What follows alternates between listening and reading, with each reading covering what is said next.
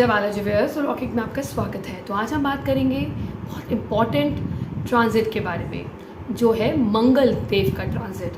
वो हो रहा है एक फायरी साइन में, that is Leo. Leo the sign of authority, the sign of creativity, the sign of power. उसमें जिसमें ऑलरेडी केतु देव है, केतु देव का ट्रांजिट हो गया है ऑलमोस्ट 18 मई 2025 और ये 18 मई तक केतु देव आपके लियो साइन में रहेंगे। अब यहाँ पर आगे मंगल देव, केतु और मंगल दोनों ही एक उग्र प्लैनेट है और ये जो सबसे इम्पॉर्टेंट जो हमारे काल पुरुष कुंडली का जो त्रिकोण है, the house of our children, house of our creativity, wisdom, power, fame, वहाँ पर मंगल देव, मंगल क्या है? Mangal is also a soldier, एक एनर्जी को हम मंगल से जोड़ते हैं।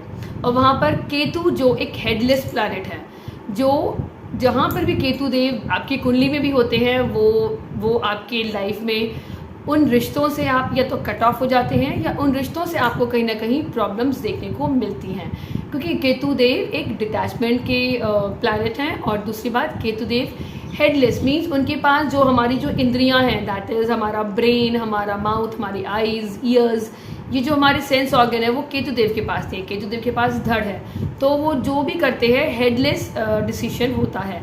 और क्योंकि वो इंट्यूशन, अध्यात्म के बारे में बात करते हैं, but just because it is there in a fiery sign, it is a sign which shows the power, which shows the authority.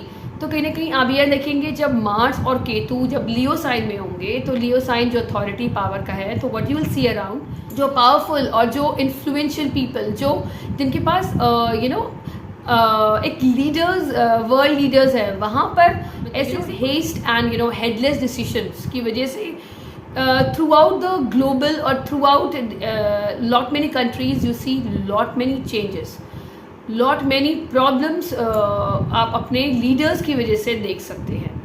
क्योंकि केतु को हम क्या कहते हैं? ध्वज। और वो कहाँ पे आ गई? आपके that is an Leo sign.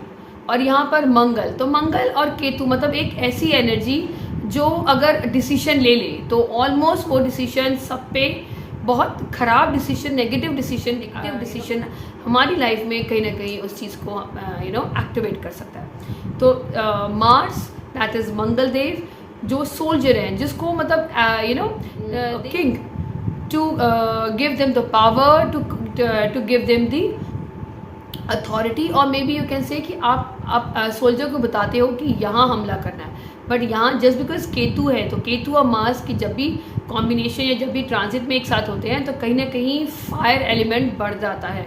तो there are chances you may come across lot of fire incident, injuries and lot of borders में tensions you can see, nations में tension you can see, बहुत ज़्यादा Mars related activities like intrusion होना, terrorism बढ़ना सब countries में, और कहीं ना कहीं आपस में ही हेस्टी एंड हेडलेस डिसीजन अपनी पावर को गलत ढंग से दिखाने के चक्कर में you will see lot of disruption in the world. But अब हम इस वीडियो में बात करेंगे हमारी इंडिविजुअल कुंडली में कैसे मंगल और केतु हमारी सबकी लाइफ को इन्फ्लुएंस करेंगे। सबसे पहले हम बात करते हैं एरीज। अगर एरीज आपका मून साइन है या एरीज आपका लगन है, तो यहाँ पर जो ये ट्रांजिट हो रहा है, मंगल देव आपके कैंसर मीन्स 4th हाउस से अब आएंगे आपके 5th हाउस में। 5th house is the house of children, creativity, romance, love, your love relationship, and it is the house of your fame and market, क्योंकि यहाँ से प्लैनेट ने डायरेक्ट एस्पेक्ट डाली आपके 11th हाउस ऑफ गेट्स। और यहाँ पर आपके जो शनि देव हैं वो ऑलरेडी आपके 12th हाउस में हैं। तो अब यहाँ पर आपको मार्स और केतु की एनर्जी आपको कहीं, अगर आप if you are in to relationship, तो कहीं ना कहीं आपके रिलेशनशिप में आपकी वजह से आपकी बहुत ज़्यादा एग्रेसिव अप्रोच रहेगी टूवर्ड अदर पर्सन। तो कहीं ना कहीं वो आपके रिलेशनशिप को नेगेटिव या कहीं ना कहीं एग्रेशन, गुस्सा और कहीं ना कहीं आपके बैड वर्ड्स की वजह से आपके रिलेशनशिप टूटने के चांसेस हैं या बहुत ज़्यादा कॉन्फ्लिक्ट होने के चांसेस हैं। क्योंकि अब यहाँ पर आपने जो भी काम करोगे आप हेडलेस होकर काम करोगे, आपका दिमाग नहीं चलेगा, बस आपका काम होगा बस मुझे कट करना है।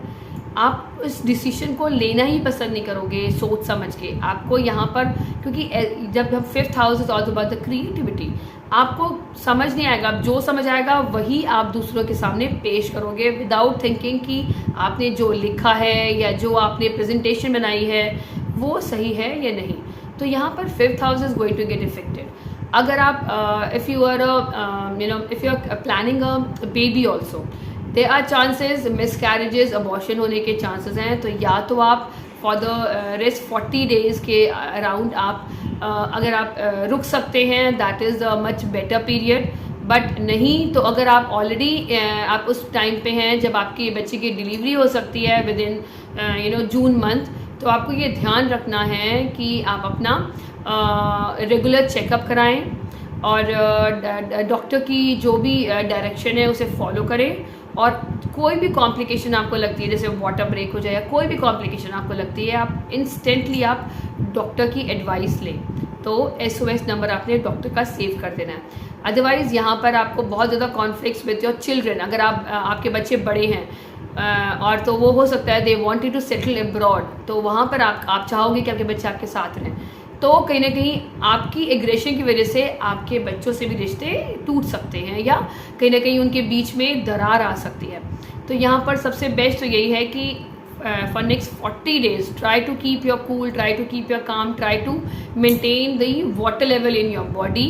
और 5th हाउस हमारी डाइजेशन का भी है, तो यहाँ पर आपको अपना खाना पीना भी बिल्कुल सही रखना है, क्योंकि यहाँ पर जब 5th house is all about our, क्योंकि 2nd हाउस हमारा ईटिंग हैबिट है, तो 5th हाउस में कहीं ना कहीं अग्नि आपकी बहुत प्रज्वलित होगी, तो मीन्स कहीं ना कहीं आप जितना खाएंगे आपका पेट नहीं भरेगा। तो may be there are chances आप ओवर ईटिंग करने लग जाएं, उसकी वजह से आपकी स्टमक अपसेट भी हो सकती है, तो एसिडिटी की प्रॉब्लम भी आपको आ सकती है। तो आपको ध्यान रखना है, अपने स्टमक का भी आपको ध्यान रखना है। कोई भी बड़ी इन्वेस्टमेंट, क्योंकि यहाँ से आपका जो डायरेक्ट एस्पेक्ट होगा 11th हाउस में, 11th house house of gain, जहाँ पर ऑलरेडी राहु देव हैं। तो अब मार्स ने केतु के साथ तो है, बट ऑब्वियसली एक्सपेक्ट करेंगे आपके राहु देव पे, और एक एक्सपेक्ट उनकी आएगी आपके शनि देव पे। तो कहीं ना कहीं आपके प्रोफेशन में भी प्रॉब्लम आ सकती है, आपकी हेडलेस हेस्टी एग्रेसिव डिसीजन की वजह से।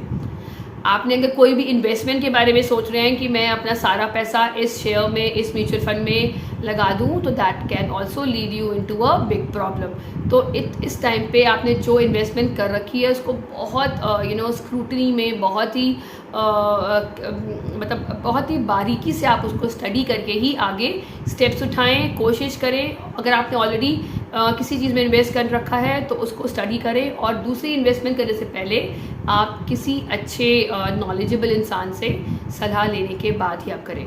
और अगर हम बात करते हैं आपकी लव लाइफ की, आपको अपना कूल डाउन रखना है, नहीं तो आपका लंबा चौड़ा relationship, if you are married also, कहीं ना कहीं आपके रिलेशनशिप में जस्ट बिकॉज एक रोमांस था, रोमांस की जगह what you will see is only the झगड़े, that is conflict, aggression and अपनी अथॉरिटी चलाना, और विदाउट मतलब आप बिना इंटीमेशन के दूसरे इंसान के ऊपर मतलब आप इस तरह से ब्लास्ट हो जाएंगे एज इफ उसके लिए भी सरप्राइज होगा।